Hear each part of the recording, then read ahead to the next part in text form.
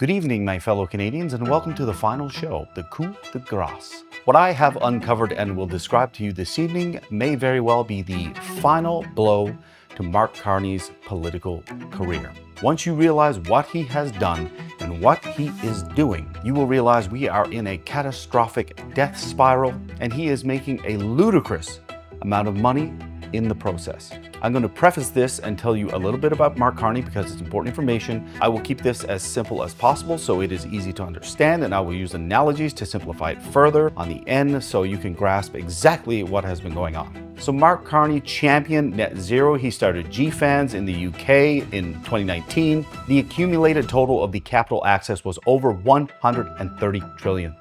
His net zero actually started to collapse when Republican attorneys started to subpoena banks in the US over anti-competition regulations. JP Chase, Bank of America, Citigroup, Wells Fargo, Goldman Sachs, and so forth all exited net zero. So he championed de-risking green energy investment because there's no return on green energy. You'll be a decade to 2 decades before it's actually profitable, if ever. And this is very important because what you do is you take federal funds, taxpayer funds, you absorb all of the liability and cost to make sure that the investment succeeds, and you offer this as a guarantee so the private investors will come and invest in that project. Bloomberg announced in 2020 that Carney was the unofficial economic advisor to Trudeau. Since he is unpaid and unofficial, it does not trigger the Conflict of Interest Act, and he has complete influence over Trudeau's policy with zero consequence. So the 3 key figures are 𝘔𝘀 Freeland, Justin Trudeau, and Mark Carney. 𝘔𝘀 Freeland being the finance minister. From 2020 to 2025, approximately $190 billion has been allotted to de-risk green energy investment. Now the problem comes when GFANZ is collapsing, that $130 trillion disappears. There's only one place that you can access that kind of capital as cash on hand, and that is a country's pension fund. So through Trudeau, he created all the de-risk policy. Through Freeland, who Trudeau appointed, and remember, Mark Carney is the godfather for child, the Canadian Growth Fund is created for $15 billion, which is used to de-risk green energy investment. Stick with me here because this is very important. The public service pension has very strict regulations for investing. It is only applicable to very low risk and typically an IRR compounding return. So you can't take pension money and de-risk green energy investment, and you can't use it to invest in green energy because it's typically a net loss. However, Mark's first transition fund, Brookfield Transition Fund 1, later renamed 2, has PSP pension funds and Ontario Teachers pension funds as limited partners LLPs in that transition fund. Oh, that's why that's in there. And I thought, how did he get pension funds into that transition fund? Trudeau, obviously. All the board members of the Public Service Pension and the Canadian Growth Fund are selected through a process of the Treasurer and the Finance Minister. At the end of the day, the Prime Minister gets final approval. These individuals are paid between 6 and 7 figures, and the Prime Minister can remove them at any time without cause. Do you think you would listen to me if I can remove your 7-figure salary just like that? Yet these management systems are considered bipartisan. They are a political tool. The PSP also created a subsidiary called the CCFIM that manages that $15 billion Canadian Growth Fund. Try not to lose me here. So the final close on the Brookfield Transition Fund 2, which Mark managed with Teskey, is $20 billion, and there is another transition fund with contracts with the UAE called the Catalytic Transition Fund for billions of dollars as well. Because this is routed through subsidiaries, disclosure becomes obscured.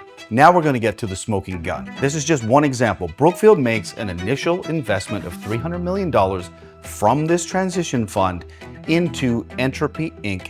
in Canada. That is now a majority stake, and because it's not an investment in profit return, it meets the threshold for the PSP, which is your pension money. So a typical management fee at Brookfield for the entire fund is between 1.5 and 2%. What generally happens is as 100% of the capital is returned, I say returned, but you don't actually return the funds, there's then a 5 to 8% hurdle after that. There's a catch-up phase where Brookfield will collect 20%, and then after that there's an 80-20 split to the pension fund, which is the LLP, a limited partner. I should put that in the beginning.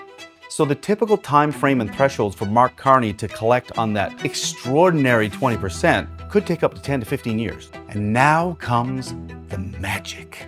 They used the Canadian Growth Fund to de-risk the entire project on a contract for 15 years on a guarantee for $16 million a year and $200 million up front. That means all liability, all debt, and all carrying right to the finish line is taken on by the Canadian taxpayer. So we would support the project right to the end, be at a net loss as the completed project belongs to a foreign entity who collects all of the profits and reaps all of the rewards. If you didn't think that was bad enough, here is the nuke. When a government contract de-risks the investment, it is legally binded and can be front-loaded immediately, which means that 15-year valuation that is down the road occurs instantaneously, jumps the hurdle, and the 20% kicks in immediately. So not only are we at a net loss, the project will be foreign owned, and we have debt for the next 15 years, and Carney gets paid immediately. Do you have any idea what the 20% payout plus management fee, even after you pay the other managers and the dividends are separated, just for Mark Carney? If he is able to de-risk the entire platform, and he's doing it right in front of your eyes, we are de-risking the UAE commitments, and the UAE has the contract with the 𝘊𝘪𝘵 Transition Fund that he also managed. The maximum dollar amount is between $750 million to $1.2 billion.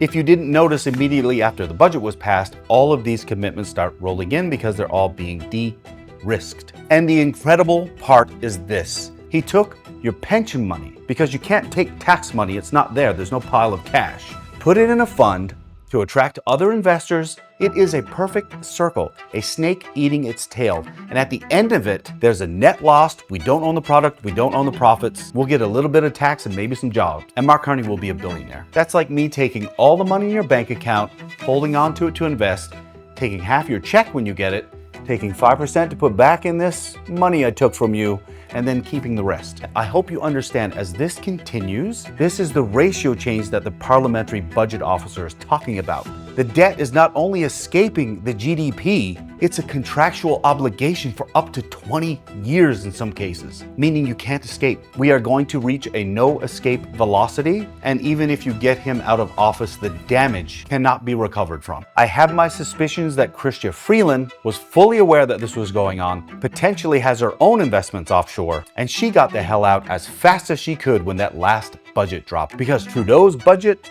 was Carney's budget. Trudeau, Freeland, Mark Carney complicit across the board, and if any member of that PSP fund signed an LPA, that's the limited partnership agreement, with simple interest instead of compound interest, which is the standard IRR, they're gonna have a big problem. Because I ran the numbers upside down and backwards to see how fast I could make my money if I were Mark Carney and I was influencing the policy, and I would have put in simple interest annually versus compounding, because your front load becomes even faster. So every time we de-risk a project for 10 to 15 years, the firm like Brookfield front loads the entire contract for the full 15 years because it's black and white, and jumps straight to the finish line to get paid instantly. Think about that. Guys, I'm not talking about a little bit of money. The $6 million in stocks that they talk about, they told you that on purpose. Because when the Brookfield representative was in the House being questioned recently, who was clearly trembling, mentioned the stocks, but he also said carried interest,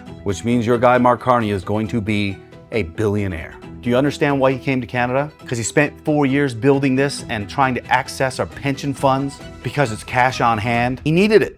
That's what he was after the entire time, and I said it, and he literally said it in a press conference the other day and mentioned the $2 trillion.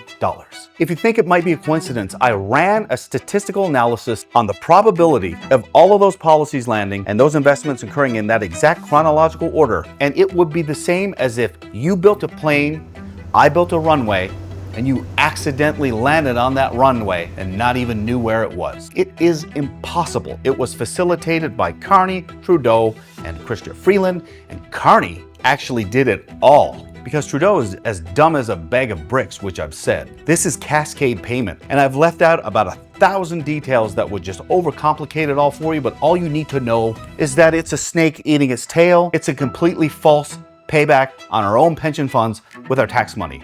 Pension, tax money. This is what's happening. Go ahead and look it up. Send this to your friends. Send this to any economist that you know. Send it to Mark Carney. Send it to every PSP board member. Send it to Chrystia Freeland. I want everyone to know exactly what he's doing.